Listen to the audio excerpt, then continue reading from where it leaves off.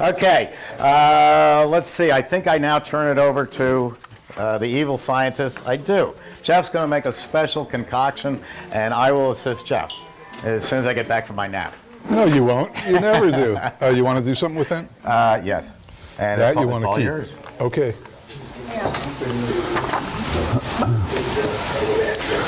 Okay, we done eating? It's good, isn't it?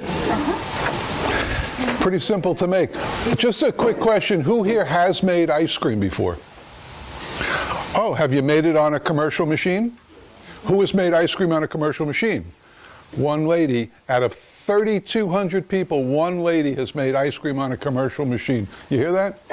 Out of the 3,200 people we have here, one lady has made ice cream on a commercial machine. Wow. So you have an ice cream store. I've had an ice cream store for 33 years. She's had an ice cream store for 33 years. Begs the question, what the hell are you doing here? I always learn something, and I'm interested in beverages. I have a gelato machine at Johnny, but I really want an Emery Thompson. Oh, I like this lady already. Okay, I have 3 flavors to make today. That's what he's allotted me. And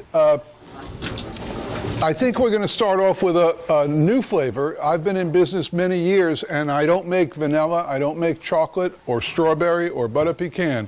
Yet I have 35 to 37 flavors every day in my store. But no vanilla, chocolate, strawberry, butter pecan. Anything basically that you can buy in the store, I don't sell. Because people are funny. You know, you can buy a half a gallon for $3.99, and I charge $6 for a large portion, but still a portion. Anyway, I don't know what that has to do with what we're making, but we're going to make a new flavor for me. I've made it maybe a month ago, and it's wildly popular. It's honey vanilla. And I spoke to some diabetics because we're always getting people asking if we make sugar-free, fat-free, gluten-free, organic ice cream, all this stuff, and we don't.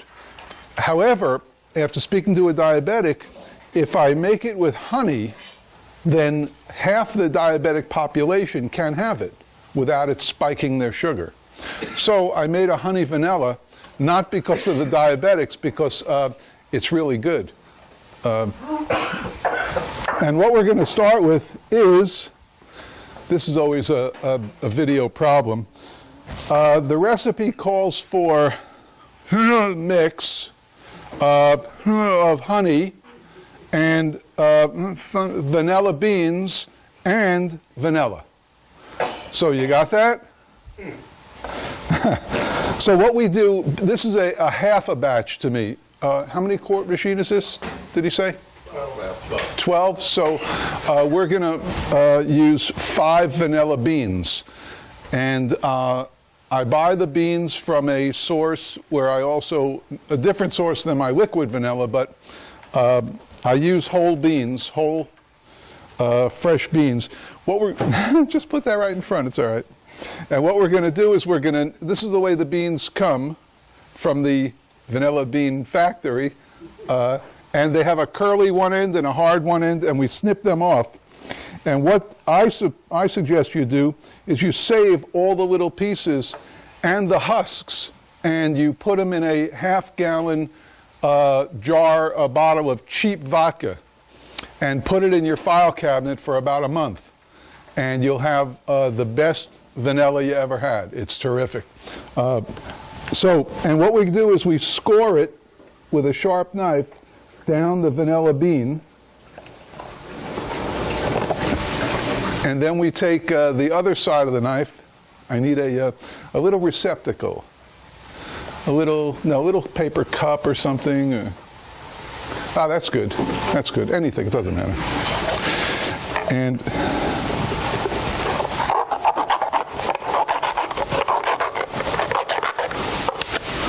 so a little receptacle, and what we're going to do is we're going to take the other end of the knife. Has anyone worked with vanilla beans? It's great. We're going to scrape the good stuff out, which are I guess they're the seed pods, and that's what we get from the vanilla bean. And if you've had ice cream with the little tiny dots in it, the little dots of vanilla, Is this an oil painting or an audience here? We're going to get those little dots in there, which used to come in Breyers. That probably still does, but Breyers just isn't the same anymore. Can we say that? Yes, you can. Okay. We put them in business. All right. So we're going to scrape all these beans out and hold on to them in this cup.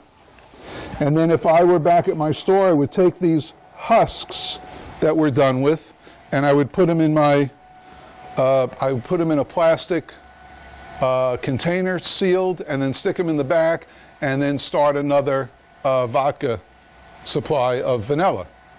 And that's really, if you buy vanilla, it's made with alcohol anyway, so, but it's a good vanilla. I just can't keep enough of it because I use so much. All right, so we are at the third one. And the fourth one, I should have done this before, right? No, it's good to see. It's good to see. Nobody can see it, though, because you plopped this right in front. Well, you're going to need that. I'm waiting for you to poke a hole in the bag. All right, that's 4. Now, I was an advocate of buying, when you buy vanilla, you can buy what they call splits, which are 1/3 the price of vanilla beans. These are rather expensive, and you can use them or not use them. I do. The splits are when the company gets the bean and they get, I guess, overripe or they sit too long, whatever, they split. And the company sells them at a much discounted price from whole beans, from regular beans. And I used to buy them, and I used to recommend that you buy them too. However, I don't anymore because they're just dried out. They're not as plump as these. We got all this stuff here. Can you see that? That's from 5 beans. Normally I would use 10 beans, but we're doing, for what is me, a half batch today, so I'm using 5 beans. And normally I would save this stuff. It's like gold. But we'll throw it out today with wild abandon. Okay, so this is the machine I'm using, right? Yes. That's a 12 quart. It's a 12 quart. That's going to make up to a 3-gallon tub in one shot. Right, and I'm going to use 5 quarts of mix.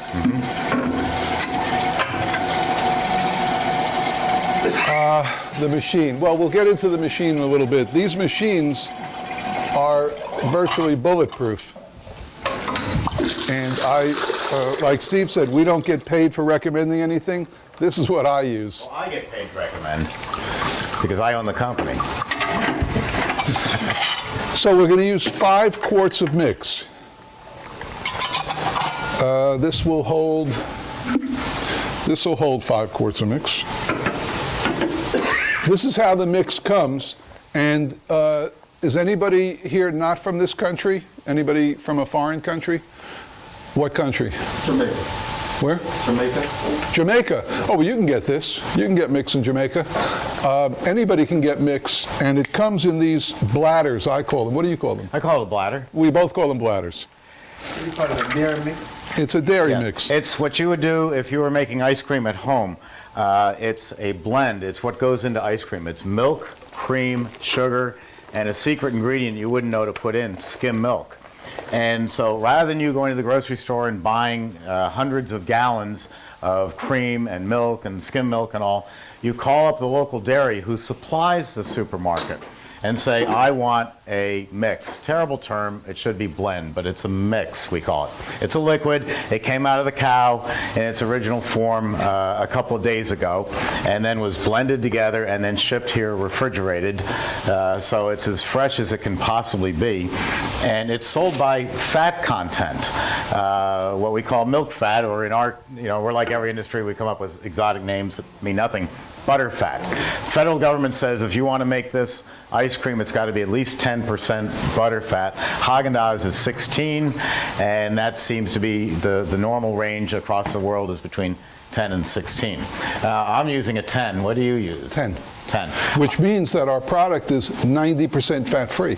That's true, 90% fat-free, but it lets the flavors shine. When you get into the high fat content, you're so fighting against the extra fat that the flavor doesn't come out as well. This allows the flavor to jump out at you.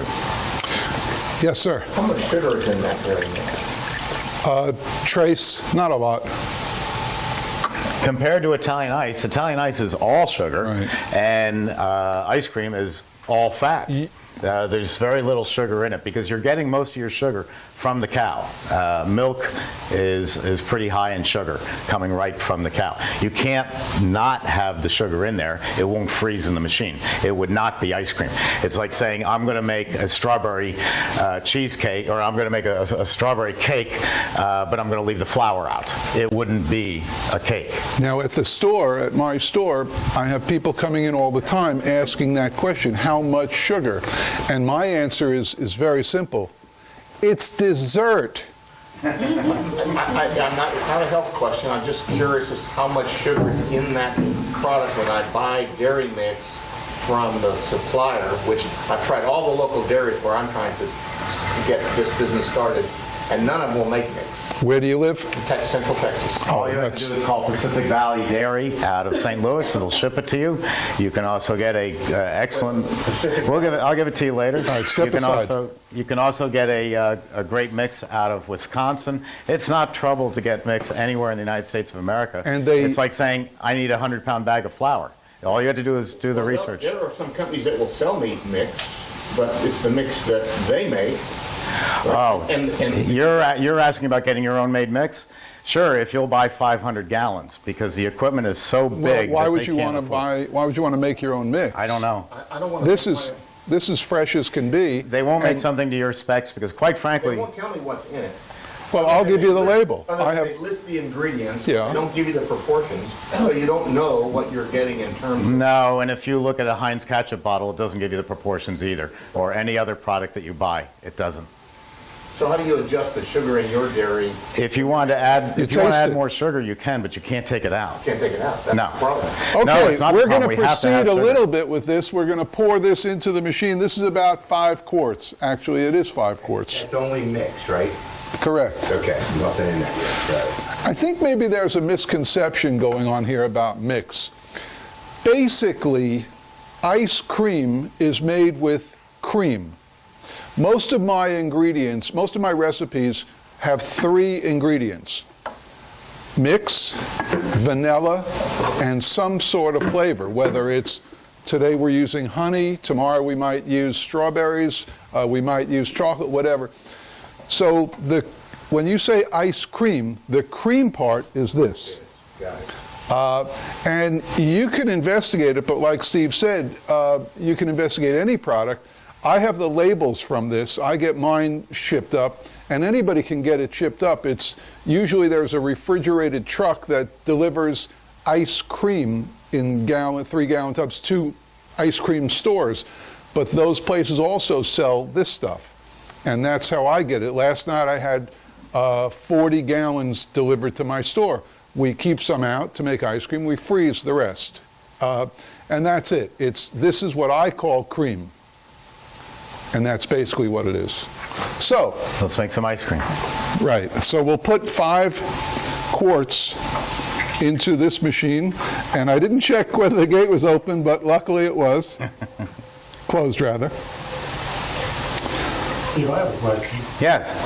If it's a 12-quart machine, you have to make 12 quarts of ice cream? No, you can make a half batch on these larger machines. The question was, how big a batch do you have to make? You can make, you have to make a full-size batch on the countertops. The bigger ones, you can make a half batch. But the other question you have to ask yourself, unless you're playing around with the machine, if you're making half batches all the time, are you making a flavor that nobody wants except you?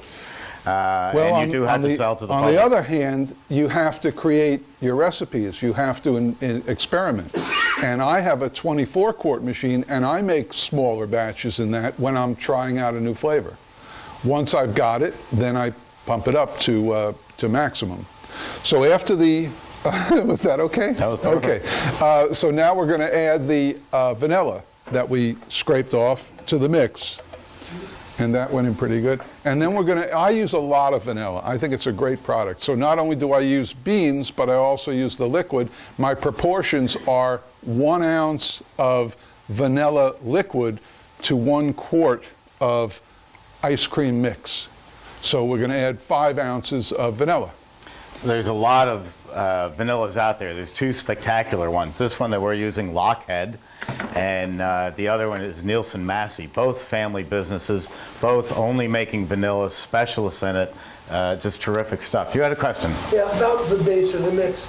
I've seen a couple of the videos and you talk about the 4 ingredients, but when I called up Pans and a couple of the dairies in my area, they all also have carrageenan, guar gum, stabilizers. Yeah, carrageen is seaweed and guar gum is a gum. And in order to make these products last more than 24 hours, you need to stabilize them. Most everything you eat is stabilized or delivered to you frozen so that they don't have to stabilize it. So what you're looking for is a good blend, let's call it, that uses natural ingredients like carrageen and guar gum, and if you see polysorbate 80, run the other way. All right, now the honey, I use local raw honey because it's very flavorful. There's 3 or 4 different kinds of honey. Pick what you like. This is Florida orange blossom honey. Wildflower honey's real good. Tupelo honey's real good. There's different kinds, and it's very expensive. Honey will run you about $45 a gallon, which is a lot because you're going to add a lot to the product. So what I've done is I put this jar in a sink full of hot water to make it a little easier to pour. I normally pour them from this size, but this is how much we're going to add. This much. Carefully measured. Carefully measured. What? Approximately. Approximately that much. And then we're going to start the machine up. What speed do you want to run this in? Let's run it about 170, get it a little heavier. So right now it's at 231, and Jeff's going to take it down to 170 revolutions per minute. He'll get this started. The simple theory is if you take heavy cream and put it in a bowl and stir it with a whisk, it'll remain heavy cream. If you take an electric mixer and put it in the bowl, it'll turn into whipped cream. So the faster we spin the product, the more air we have in it. Nobody ever walked out of an ice cream parlor and said, you know, that's the best damn air content I ever ate. We don't eat air content. We eat a balance of fat, flavor, and air. And if it's all in balance and you like it, then that's a perfect ice cream. If your tastes go to Haagen-Dazs, which is a very high fat and a low air content, there's nothing wrong with that either. So it's all what you want to produce. Yes, sir. Yes. None of these blends are made with an egg or an egg cup. The question is, do any of the blends have an egg? You can get them with egg. That's usually called a frozen custard mix, and you can add egg to it, not fresh eggs. There's a company in New Jersey called Paw Petty that makes frozen egg yolks that you can add. It's going to make the product a little bit creamier, but I've really never liked it much. And no, the mixes are not flavored. I don't want to use the dairy's version of vanilla because they're a dairy, they're not a vanilla company. I want the best vanilla from a vanilla company, so I buy a higher quality vanilla than the dairy ever would. Now, I do make custard in my store, and I do... What? Do you want freezes? Do you want to turn it on? Sure. Now they can't hear me. I make a custard in my store, and I use basically this stuff, and then I do cook the egg yolks. I scramble them and heat them up, and then slowly pour them into the mix. You can buy pasteurized egg yolks and just dump it in. I like the other way. I just enjoy it. Well, if you don't bring up the line, it should be great. Yeah, as long as it doesn't curdle in there, and you can see that. If you don't want to get this involved with creating your recipes, then just get pasteurized egg yolks, dump them in, stir it up, and you're good to go.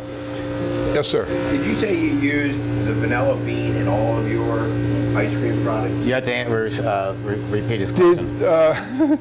Do I use the vanilla bean in every one of my formulas? No. I use the vanilla bean in light-colored, white, off-white products so that I get the little flecks in there. The flavor is going to come from the liquid vanilla, and I use that in every product. Well, almost every product, 95% of my products. And I use it at the ratio of 1 ounce per quart. When I use the beans, I use 1 bean per quart. In Jeff, in Philadelphia, most Philadelphia brands of ice cream have vanilla bean in it. In New York, you can't use vanilla bean. And the way that was best put to me was by one of my teachers. He was a chain smoker, and I said, how do you get the vanilla bean into the vanilla? And he takes a drag of his cigarette and goes, oh, I don't know. And that's the New York approach, is it's dirt. We know that little specks of black in the white field is dirt. So Philadelphia likes vanilla bean, New York, no, pure white. Well, I will say this, though. I use it more and more. Since I started, my first one that I used it with was rum raisin. And I like the flavor a lot. So now I'm using the beans in about half to 3/4 of every recipe, along with the liquid. Just a good flavor. 1 bean per quart, 1 ounce per quart. It's a little more expensive. But, you know, if you're making the money, it's okay. And I'll show you how to make money. And it looks nice in the white field.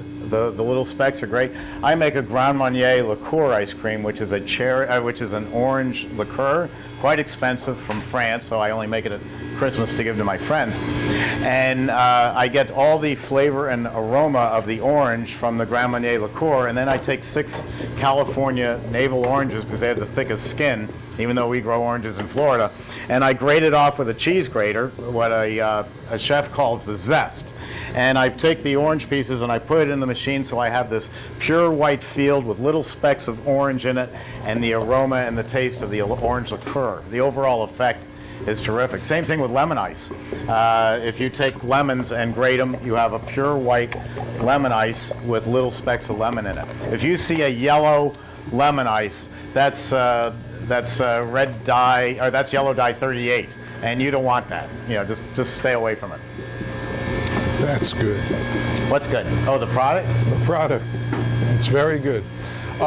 When you're making ice cream, go get yourself a roll of that shelf liner, that spongy, rubbery stuff, and just cut a piece for right across here so that everything doesn't slip with the machine vibrating, or just in general, it doesn't slip. I also keep one up here, 2 up here actually, but it's good stuff to have. It's cheap enough. You throw that in with the deal, Steve. I have If you some buy on a the machine dashboard of my today- car. You're welcome to try to steal it. What? Is that what it's called? Shelf liner? It's called shelf liner. It's that spongy stuff with holes in it. And at the end of the run, I just fold it up, throw it in the sink, and do that, squeeze it out, and it's good to go. It never wears out. There's all sorts of little tricks you can do. We have in this room pitched floors to a central drain, so that when we're all finished, my guys can come in, they'll hose down the whole place, and they'll go down the drain. It's away from the machine, because if it was right in front of the machine, I'd be standing in a valley making ice cream, and it'll hurt your legs after a while. You mean you're not standing in a valley? Yeah. Also, now I don't have a floor drain, and I'll show you how to get around that legally and efficiently. Yeah, it's expensive. But No, it's expensive to have a floor drain, Yeah. unless it's already been a restaurant or something. Yeah, it's already there. Now, if you wanted to, you could take the rest of the honey, and as it's coming out, you can put the honey in a squeeze bottle. Restaurant Depot sells 32-ounce 1-quart squeeze bottles with a nub on top. And as it's coming out, you could take the honey and just make a little ribbon through it. But you don't really have to do that in this ice cream. Other ice creams you do have to do it in. This is really good. You're going to like this. Now, Jeff, the normal freeze time for a batch is going to be about 8 minutes. Jeff's batches are always longer because he's adding different ingredients that are adding sugar to the overall product. Honey is sweet. Anytime you add something sweet, you're extending the freezing time. So I don't put any kind of automatic timer on the machine.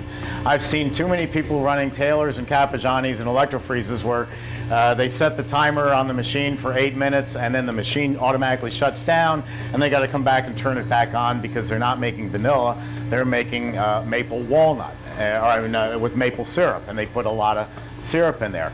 So times are approximate, but on average a batch takes about 8 minutes. For ice cream, about 16 to 18 minutes for Italian ice, all dependent on the sugar content. Any other questions? Oh, we're doing good so far. Yes, question. For ice cream, it's 8 to 10 minutes, and for Italian ices, it's about 16 to 18 minutes. And then every other product, depending on the sugar content, will fall in between those two ranges. How do you know when it's ready? How do you know when it's ready? It's thick enough to you. When it looks thick enough to me, there's a little, when it breaks, when you do this and it breaks across there, it's pretty well ready. Like I said, I take it out a little much before Steve does because I like it a little softer. I like it so if you pull out a switchblade, you could cut through it. See how it's not breaking yet? It's about a minute and a half away, and you'll notice it'll break. And what I do is, cheap as I am, I pour this back in. This is all highly technical stuff. It's all based in physics. No, This? no, No. Oh no, this is just looking at it. no. Oh, okay. Which is interesting, you know. That much. Yeah, you can see it's not rocket science. Uh-oh. People are afraid or intimidated to make ice cream. I sat about 4 years ago. I sat where that lady's yawning over there in the back. Next to the lady who's freezing to death. Don't worry, I turned the heat up. I sat back there and I watched Steve make ice cream. And when I tasted it, I thought it was vile. And I said to myself, I can make much better ice cream than this. And that's what put me in the business. And I'm not a genius. And math and science aren't my qualities, more art. But you have to learn a very basic formula for making ice cream, and then the art comes in. And you'll see, you like it sweeter, you like it more flavorful, you like it thicker, you like it thinner. It's all up to you. And if your customers buy it, you're good. Yeah, a little side story that I cannot verify, but it's pretty well known in the industry. The difference between Haagen-Dazs and Ben & Jerry, we put both of them into business with our Emery Thompson batch freezers. The Ben & Jerry's is a sweeter ice cream. And the rumor that's been around for 30 years is because Ben Cohen, they're part of Ben & Jerry, and their master taster burned out his taste buds on drugs in college and can't taste sweet the same way that we do. So their ice creams, because he approves them, are sweeter than say Haagen-Dazs. Reuben Mattis was a friend of ours. He was about 2 miles from our factory. And he was the exception to the rule, and so is his ice cream. He would spend 6 months or longer to perfect one flavor until he got it just right, and then that was it. So when Pillsbury bought them out, they were smart enough to not touch his recipes. They said, this is the golden goose, don't touch it. And then Haagen-Dazs, Reuben passed away, and Haagen-Dazs said, well, let's get on the craze of gelato. And so they came out with gelato that their chemists put together, and the stuff is just god-awful because they didn't know anything about making gelato. We're going to make gelato next after the break, and I'll just show you how simple that is. There's also another way to tell, and I go through all this in my class. The sheen on the ice cream goes from glossy to satiny, and then you know it's ready. I don't know why. I noticed that. I'm a Haagen-Dazs fan. Me too. Got a pint of it every time. And I can see that as it warms, as it sits out, it warms, that satin goes away. Right. It gets more of like that basic kind of color. The thing about Haagen-Dazs is it's a very heavy ice cream. It's 20% air or 40% overrun, which is easy to do with my Infinite Overrun. We can even go lower. But you bring home a pint of Haagen-Dazs and you take a taste of it when you bring it home. and then you have some after dinner, and then if you're like me at 11 o'clock at night, you sneak another taste. You pick at Haagen-Dazs. You don't see Haagen-Dazs stores, and if you do, they're not doing well, because a 4-ounce scoop of Haagen-Dazs is about that big. It's so dense. So the customer kind of feels cheated, and it's so heavy, it sits heavy on your stomach. The high fat, the low air, to me, it's a out of balance ice cream. It's not the type of ice cream like Jeff's when you try this, who you'll take and say, boy, I wish I could have another one. And that's what we want. We're here to make money. We're here to make ice cream that the bulk of Americans are going to like, and people around the world. And we want it so that after they taste it, they say, oh, that was so good, I could have another one. Nobody feels like the second pint of Haagen-Dazs after they've eaten the first one. It's delicious, but they're too full. You're the exception. Okay, you saw how fast that came out. And that's his product. That looks good. Yeah, you can't have any of this, though.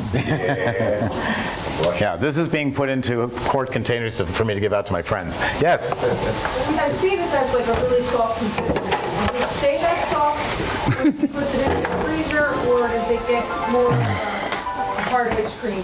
It'll get harder because we're going to scoop it.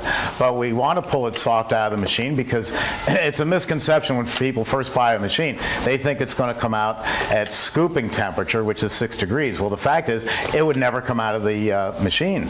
It would all be stuck in there because it would be rock solid. Okay. So we do take the ice cream from here and put it into our freezers and serve it from there. But this is the way it comes out of machinery. Okay. Come on up and try it.